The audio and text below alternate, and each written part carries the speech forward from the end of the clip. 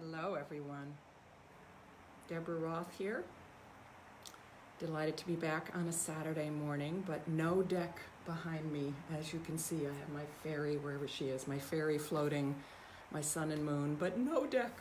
So I've been thinking about what to call this new iteration, since the summer is not officially behind me. That really starts on the fall equinox. But it's symbolically behind us, I guess, with the passage of Labor Day. So I'm just going to call it Deb's Reflections for now. I thought about desk reflections, but that just sounded kind of ordinary to me. Didn't sound very inspired. So let me know what you think. So I am checking in today because I wanted to share with you what I discovered. You know, maybe I'm resonating with it because I'm a seasoned grandparent, but a new grandparent of two grandchildren for the first time, two granddaughters. And I found out that tomorrow is officially and has actually been declared a national holiday as National Grandparents' Day.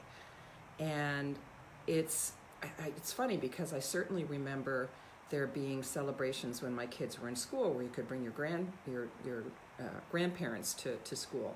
But this was actually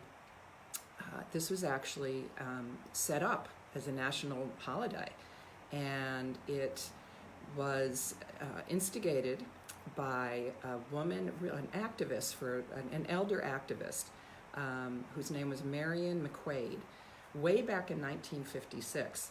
And she was doing work with people in nursing homes and really trying to shine a light on their plight and how lonely they can be. So that's when she really started to make headway with this. And then in, I think, 1969, a 9-year-old boy, Russell Capper, wrote a letter to President Nixon and said, "Can't we have a Grandparents' Day?" And basically got a letter back saying, from his secretary, saying, "We can't for all kinds of official reasons." But then that just kept the ball rolling, and Marion McQuaid never stopped doing her work.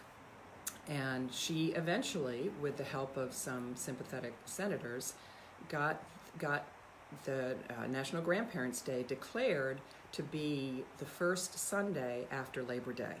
So there's no way that what I'm remembering as a child was really, connected with this. Just a nice idea that schools had. So I invite you.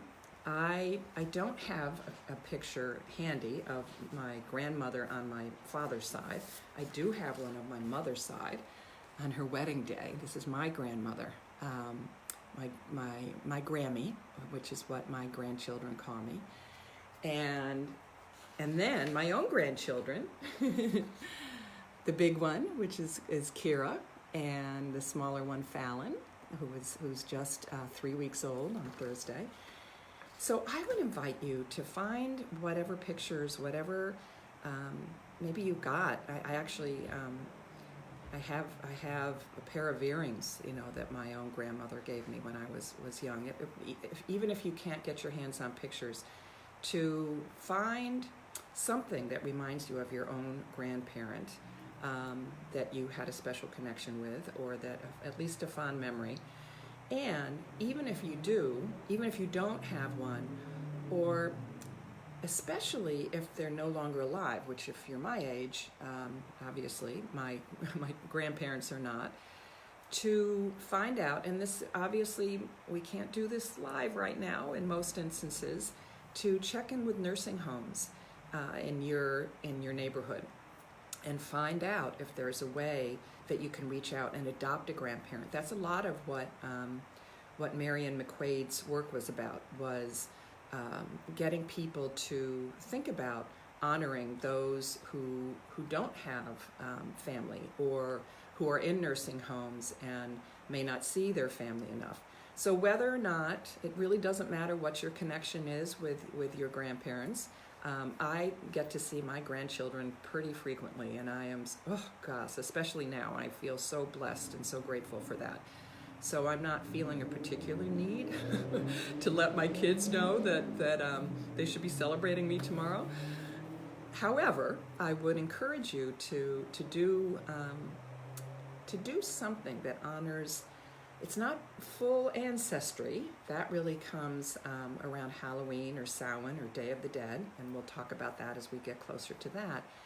But think about your heritage, your the grandparents on both sides of your family. And then, of course, also how you can reach out and adopt an elder, maybe even just in your building, if you're an apartment building. If there's someone older that you can take on as a heart partner. So think about that. I'm actually going to spend some time today with my grandmother's picture and just reflect a little bit on my memories of her. Light a candle. That's always a beautiful way to draw in our connection with our ancestors, with the people that we come from. And believe it or not, I actually have a chant. I'm certainly going to run out of chants when I do my goddess team videos on midweek. There's thousands of goddesses, so I will never run out of goddesses. I probably will chants, but this one, now I have to remember it. This one is a beautiful one that just acknowledges how we, our bloodline, really. Now I'm forgetting it. Okay. It's the blood of the ancients that flows through our veins, and the forms pass, but the circle of life remains. It's the blood of the ancients that flows through our veins, and the forms pass, but the circle of life remains. It's the blood of the ancients that flows through our veins, and the forms pass, but the circle of life remains. So, I invite you to honor your ancients that flow through your blood, tomorrow especially, of course all the time, and whether or not their forms have passed, whether or not they're still with you, to really acknowledge the legacy, the circle of life that continues down from them. Thanks for being with me. I hope you learned, like I did, about this actual national observance of National Grandparents' Day tomorrow. And please find a way to really acknowledge yourself, acknowledge your grandparents, and acknowledge those elders around you that really carry our legacy. Thanks for being with me. Until the next time, have a beautiful Saturday and a beautiful week. Bye for now.